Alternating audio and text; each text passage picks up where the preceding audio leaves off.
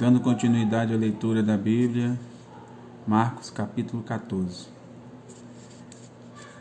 O plano para tirar a vida de Jesus. Dali a 2 dias era a Páscoa e a festa dos pães asmos. E os principais sacerdotes e os escribas procuravam como o prenderiam, a traição, e o matariam. Pois diziam, não durante a festa, para que não haja tumulto entre o povo. Estando ele em Betânia, reclinado à mesa, em casa de Simão, o leproso, veio uma mulher trazendo um vaso de alabastro, com preciosíssimo perfume de nardo puro, e quebrando o alabastro, derrubou o bálsamo sobre a cabeça de Jesus. Indignaram-se alguns entre si e diziam, para que este desperdício de bálsamo?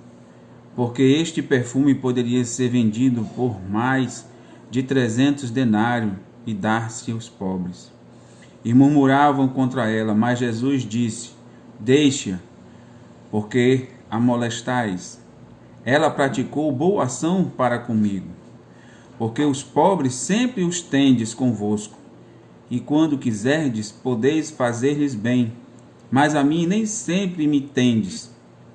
Ela fez o que pôde, antecipou-se a ungir-me para a sepultura.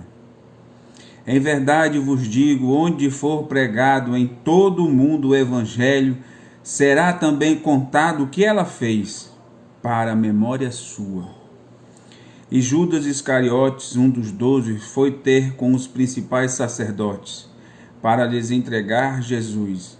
Eles, ouvindo, alegaram-se, ali prometeram dinheiro.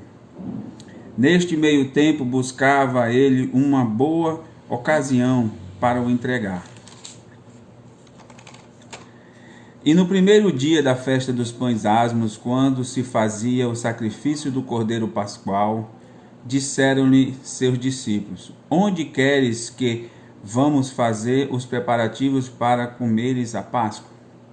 Então enviou 2 dos seus discípulos, dizendo-lhes, ide à cidade, e vos sairá ao encontro de um homem trazendo um cântaro de água. Segui-o e dizei ao dono da casa, onde ele entrar, que o mestre pergunta, onde é o meu aposento, no qual hei de comer a Páscoa com os meus discípulos?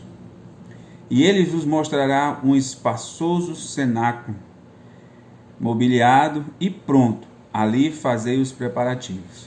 Saíram, pois, os discípulos, foram à cidade, e achando tudo como Jesus lhe tinha dito, prepararam a Páscoa.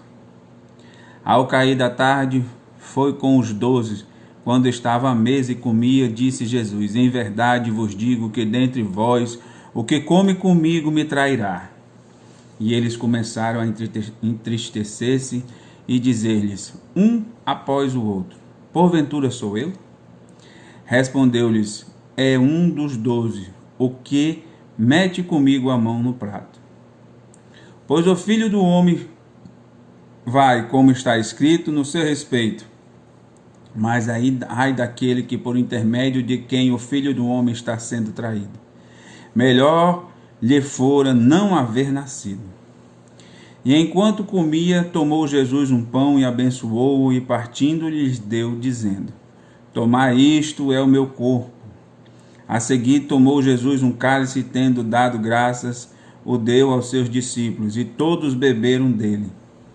Então lhes disse, isto é o meu sangue, o sangue da nova aliança, derramado em favor de muitos. Em verdade vos digo que jamais beberei do fruto da videira até aquele dia em que hei de beber novo no reino de Deus.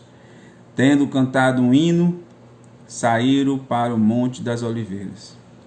Então lhes disse Jesus, todos vós vos escandalizareis, porque está escrito, ferirei o pastor e as ovelhas ficarão dispersas.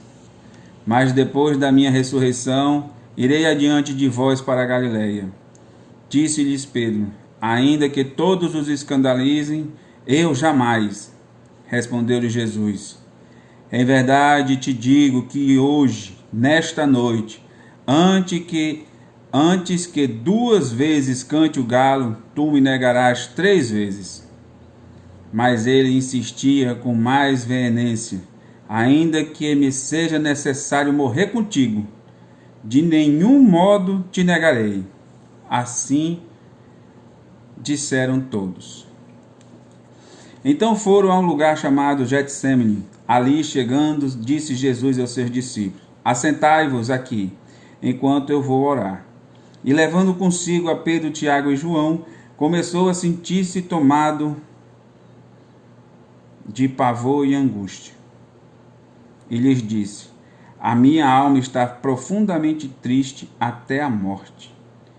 Ficai aqui e vigiai. E adiantando-se um pouco, prostou-se em terra e orava para que, se possível, lhe fosse poupada aquela hora. E dizia: Abba, Pai, tudo te é possível. Passa de mim esse cálice. Contudo, não seja o que eu quero, e sim o que tu queres. Voltando, achou-os dormindo e disse a Pedro: Simão, tu dormes? Não pudestes vigiar nem uma hora? Vigiai e orai, para que não entreis em tentação. O espírito, na verdade, está pronto, mas a carne é fraca. Retirando-se de novo, orou, repetindo as mesmas palavras. Voltando, achou-os outra vez dormindo, porque os seus olhos estavam pesados e não sabiam o que lhe responder.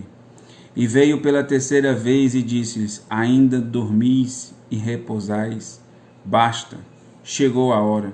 O Filho do Homem está sendo entregue nas mãos dos pecadores. Levantai-vos, vamos, eis que o traidor se aproxima. E logo falava ele ainda, quando chegou Judas, um dos 12, e com ele vinha parte dos principais sacerdotes, escribas e anciãos, uma turba com espadas e porretes. Ora, o traidor tinha-lhes dado esta senha: aquele a quem eu beijar é esse.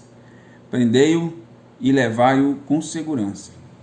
E logo que chegou, aproximou-se dele e disse: Mestre, e o beijou. Então lhe deitaram as mãos e o prenderam. Nisto, um dos circunstantes, sacando a espada, feriu o servo do sumo sacerdote e cortou-lhe a orelha.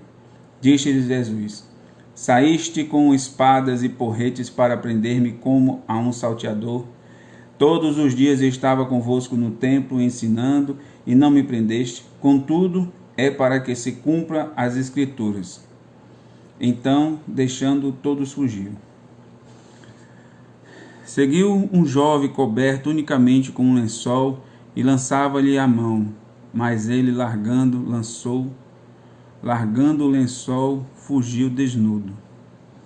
E levaram Jesus ao sumo sacerdote e reuniram-se todos os principais sacerdotes, os anciãos e os escribas. Pedro seguiram de longe até o interior do pátio do sumo sacerdote. Estava sentado entre os serventuários, aquecendo-se no fogo.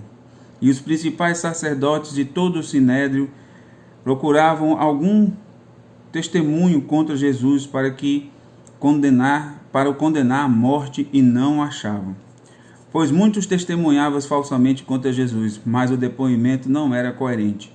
E levando-se, alguns testificavam falsamente, dizendo: nós o ouvimos declarar: eu destruirei este santuário, edificarei por mãos humanas, e em 3 dias construirei outro, não por mãos humanas. Nem assim o testemunho deles era coerente. Levantando-se o sumo sacerdote no meio, perguntou a Jesus: nada respondeis aos que depõem contra ti? Ele, porém, guardou silêncio e nada respondeu. Tornou a interrogá-lo o sumo sacerdote e lhe disse: és tu o Cristo, o Filho do Deus bendito? Jesus respondeu: eu sou, e vereis o Filho do Homem assentado à direita do Todo-Poderoso, e vindo com as nuvens do céu. Então o sumo sacerdote rasgou as suas vestes e disse: que mais necessidade temos de testemunhas? Ouvistes as blasfêmias que vos parece? E todos o julgaram e todos o julgaram réu de morte.